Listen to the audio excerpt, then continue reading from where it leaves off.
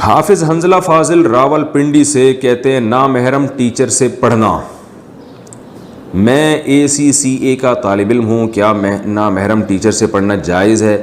اگر آپ کے پاس میل اور فیمیل دونوں ٹیچر کا آپشن ہو لیکن زیادہ اچھے پڑھانے والی فیمیل ٹیچر ہوں اور ان کا رزلٹ اچھا آتا ہو تو کیا حکم ہوگا؟ نیز کیا خواتین کے لیے میڈیکل کالجز میں میل ٹیچر سے پڑھنا جائز ہوگا یا نہیں؟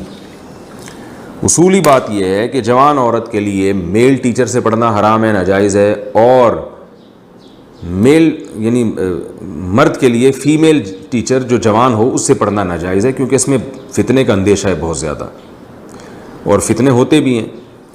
یہ ضروری نہیں کہ ہر ایک کو فتنہ ہو, فتنے کا خطرہ ہونا کافی ہے, اس لیے اسلام نے اختلاط سے منع کیا ہے. کیونکہ ٹیچر سے جب آپ پڑھیں گے تو بار بار اس کی طرف آپ کو دیکھنا پڑتا ہے, بار بار اس سے فائدہ یعنی استفادہ کرنا پڑتا ہے. تو ایسا نہیں ہو سکتا کہ کوئی یعنی 2-4 دفعہ دیکھنا پڑے, بلکہ بار بار اس سے آپ کا کانٹیکٹ ہوتا ہے. تو یہ بالکل شریعت میں جائز نہیں ہے. البتہ میڈیکل کالجز میں جو کچھ ہو رہا ہے, یعنی جو ہماری یونیورسٹی میں ہو رہا ہے, تو یہ ہمارے اختیار سے نہیں ہو رہا. حکومت نے ایسے ادارے بنائے ہیں یا پرائیویٹ ایسے ادارے ہیں. اب ظاہر ہے تعلیم تو حاصل کرنی ہے, وہ تو ایک مجبوری ہے. تو ایسی مجبوری میں علماء یہ کہتے ہیں کہ آپ بجائے اس کے کہ قوم کا ایک بہت بڑا طبقہ تعلیم ہی سے دور ہو جائے اور وہ علم کو چھوڑ چھاڑ کے بیٹھ جائے, تو یہ تو ظاہر ہے پھر سارے کرپٹ لوگ اس میدان میں آ جائیں گے, یا وہ لوگ جو کرپٹ تو نہیں ہے لیکن بہرحال بے دین ہیں وہ لوگ آ جائیں گے اس میدان میں.